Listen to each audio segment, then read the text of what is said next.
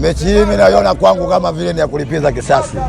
Yaani mechi hii hata ukichagua wapi, yaani hata ukichagua sio Zanzibar, hata akisema waende Arusha wapi, yaani sasa marehemu anachagua hapa kufia. Kaumwa kapelekwa Bugando, kapelekwa wapi, lakini kaja hapa kafia hapa nyumbani. Kufa kuko pale pale. Yaani kufa atakufa tu. Na sijui wanasemaje kwa wao, ila sisi tunawaita popote wanapotaka wao. Kwa lolote tuko tayari muda wote, hata game ingekuwa siku wa leo. Sisi tuko fresh, kikosi kiko fresh. Kama unavyojua Simba nguvu moja. Popote walipo sisi tupo hapo hapo. Hatujai kuwa wanyonge, sema ni migogoro tu ya kiuongozi. Ndio maana hata wachezaji wanakuwa wana morali, lakini kwa usajili huu na aliosajili safari hii apewe heshima yake sana. Kaleta wachezaji wenye ubora, wachezaji wanaonekana, mchezaji anaonekana uwanjani. Kwa Simba sasa hivi iko timamu yani, kwa lolote yani, sio wao tu.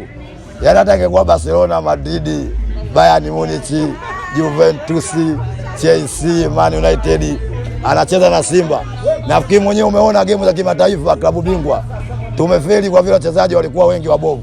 Ila kama wangekuwa wachezaji hao wametoka mwanzo, sasa hizi ungekuwa tunaongelea mambo mengine. Tungekuwa tunasubiria draw tu na sisi tumo. Lakini usajili waliopita usajili wao mbovu, na ndio maana sisi tumejikuta hapa.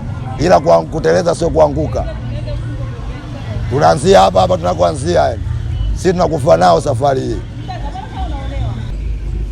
Napenda kuzungumzia mchezo wa Jumapili. Naamini mchezo wa Jumapili utakuwa mzuri sana. Japo ndugu zetu wametukimbia sana, lakini safari hii wamefika na naamini utakuwa mchezo mzuri sana, utaoneshana mchezo mzuri sana. Kwanza Yanga ina matawi makubwa kule Zanzibar. Alafu la pili vile Yanga ni kubwa, ina matawi mengi. Naamini kwanza Jumapili itakuwa mchezo mzuri na ina maana kubwa kwa watu wa Yanga wote. Na ndio utakuwa mchezo mzuri sana.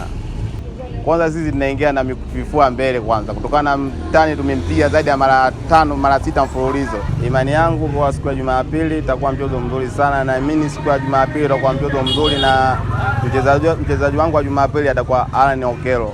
Na yeye ndio atakuja kunipa matokeo ya pointi 3 muhimu kwangu. Simba kwangu naona bado timu yao kwangu mimi naona bado iko chini sana. Yaani haina uwezo kushindana na Yanga kwa hali ya sasa hivi. Yanga iko vizuri sana na imani sana itachukua pointi 3 Jumapili.